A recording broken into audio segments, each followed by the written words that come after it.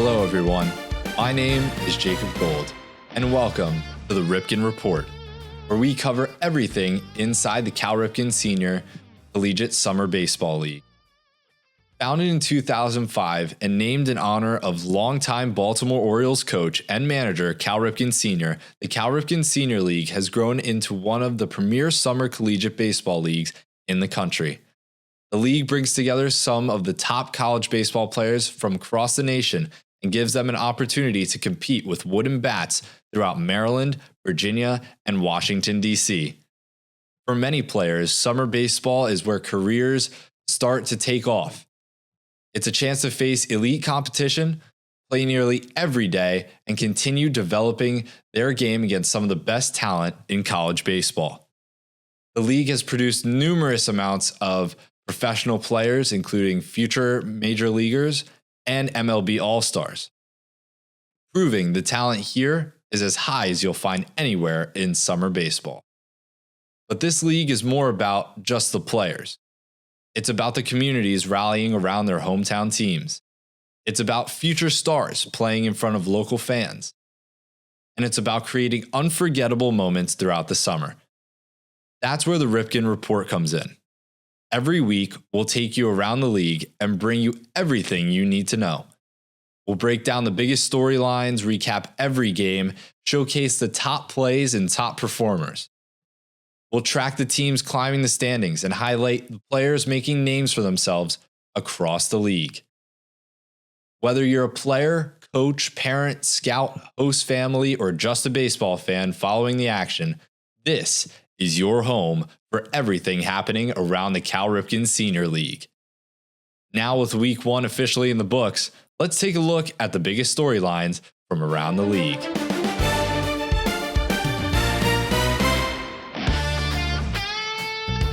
If you had predicted before the season that the Braves and Giants would be sitting atop their respective divisions, you probably would have gotten some strange looks. Both clubs finished at the bottom of their divisions last season, but they've wasted no time flipping the script in 2026. The Braves have been one of the hottest teams in the league, winning 4 straight games after dropping their season opener. Meanwhile, the Giants have quickly established themselves as one of the early surprises of the summer. It's only the first week. These two teams have gone from rebuilding to contenders in a hurry. Offensively, nobody has been hotter than Christopher Kress. Kress leads the entire league in batting average and has been a nightmare for opposing pitchers through opening week. Right behind him is Gaithersburg's Cole McKenna, who we'll talk more about after a monster performance on Sunday. And while Kress is carrying the offense, Metro's pitching staff is making plenty of noise as well. The team currently has 2 pitchers ranked among the league's top 5 in strikeouts, showing they can dominate games from both sides of the baseball. While Big Train's veteran is still delivering. Every league has its legends, but the Cal Ripken Sr. League has Emilio Gonzalez. The longtime Big Train star has already added another memorable moment to an incredible league career. Opening night saw Big Train erase a 6-run deficit before Gonzalez delivered in a walk-off single into left center field in the 9th inning. Gonzalez has already led Big Train to 2 league championships and remains only Triple Crown winner in league history. Here's a quick stat for you guys. One player is already chasing history. Southern Maryland's James Carlson enters this week as the league leader with 2 home runs. That may not sound like much, but consider this. The single-season league record is 16 home runs, set by future major leaguer Hunter Renfroe back in 2012. That means he's already 1/8 of the way there and only 15 home runs shy of making league history.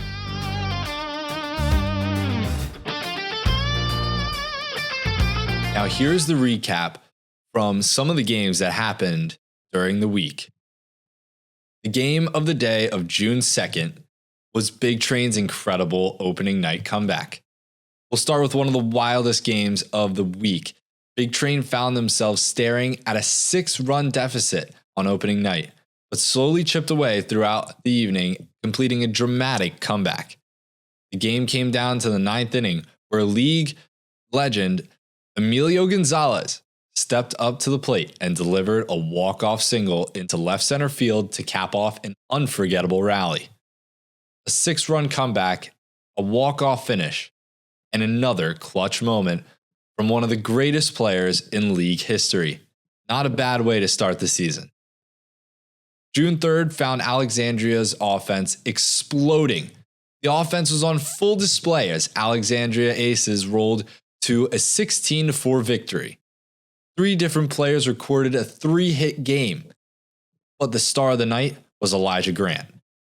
Grant finished with a home run shy of the cycle while also stealing a base and driving in a run. He was everywhere offensively and helped power one of the most complete team performances we've seen so far this season. When your lineup produces that kind of depth from top to bottom, you're going to be tough to beat. June 4th has the Crop Dusters putting up 25 runs. That is unbelievable. If you like offense, this was the game for you. Crop Dusters exploded for 25 runs in a 25-1 victory over the Thunderbolts. The team piled up 25 RBIs and got massive performances from Cade Walter and Logan Barada, who each launched a home run and drove in 6 runs. It was an offensive clinic from first pitch to final out. But our game of the week came later that night. The game of the week was the Braves versus the Grays at Catholic University in Washington, D.C. In a tightly contested matchup between the Braves and the Grays, the Braves continued their hot streak and picked up another important victory. Our player of the game was Robert Kelly, whose performance helped spark the Braves as they continued their climb up the standings. Here's the interview with him now. I'm here with Robert Kelly, the player of the game for the game of the week, Braves versus the Grays. You guys had a great win. How are you feeling after the win? Feel great. It's good to get one in the column once a week. Yeah. So you're at Monmouth right now, and I understand that you had some recent injury, Tommy John. Yes, so sir. Yeah. how was going through that process to playing today? You know, obviously not ideal, but worked with some great doctors, had great people around me. I mean, everything went pretty much clean, so glad to be able to make a full recovery and get out to play today. Felt good on the field? Yes, sir. Absolutely. June 5th had the Thunderbolts earn their first win of the season. After a tough start to the season, the Thunderbolts picked up their first victory of the year, defeating the Grays 13-5. The Thunderbolts played a style of baseball every coach loves to see, putting the ball in play, taking extra bases, and applying pressure throughout the game. They collected 14 hits while recording only 1 extra base hit. Jonathan Acosta led the way with 3 RBIs and 2 stolen bases. Despite the loss, the Grays had some standout performances of their own. Andrew Bagansky went 3 for 4 with 2 RBIs, while Jackson Stallworth added a home run and a double. June 6th, the Senators nearly pull off a huge comeback. The Braves looked to have this one wrapped up early. Southern Maryland was down 11-2 entering the 7th inning before the Senators mounted an incredible comeback. The Senators exploded for 6 runs in the 7th inning and continued battling until the final out, eventually falling just 1 run short. The top 3 hitters in the Senators lineup carried the offense, combining for 7 of the team's 11 hits. Matt Wright was particularly impressive, finishing 2 for 4 with a pair of doubles. For the Braves, the offense was balanced from top to bottom, with contributions coming throughout their lineup as they held on for another victory. June 7th, the last game of the week, Cole McKenna headlines for a Sunday slugfest. perhaps the most impressive individual performance of the season so far. Gaithersburg's Cole McKenna went a perfect 5 for 5, scored 5 runs, drove in 2, and added a home run. Not to be outdone, Braden Ruiz-Weiss launched a 3-run homer in the 7th inning to extend the lead 13-3. Aiden Phillips chipped in as well, going 3 for 4 with 4 RBIs and 2 runs scored. On the mound, Jack Yeager earned the win, throwing 5 innings, allowing just 3 hits while striking out 6. A dominant all-around performance and a fitting way to close out the league's opening week. It is now time for the top 5 plays of this week. Coming in at number 5, we have Will Hack at the dish. Let's see what he does here. Takes a swing and a drive towards the left center gap. That one will be off the top of the wall. Big Train scoring 3. What happens next? Can't scoop it. Will Hack's coming around to score. An unbelievable turn of events turns into an inside the park grand slam. More like a triple with an error, but we'll move on. Here's number 4. I had to slow this down for you guys. The second baseman for the Thunderbolts with a line drive snag at second base. An unbelievable play. Moving on to number 3. Number 3 is Andrew Duncan at the plate. What's he going to do? Boop. That one is sent high flying into left field.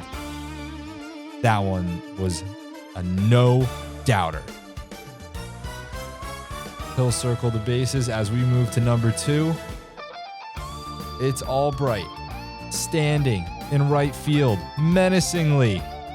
There's a drive to deep right field, but no! Oh, he caught it on the wall. An unbelievable catch for the Braves. They'll win that one. Number 1, Emilio Gonzalez. Who else? The walk-off winner. He'll celebrate with his teammates as we thank you for watching these top 5 plays.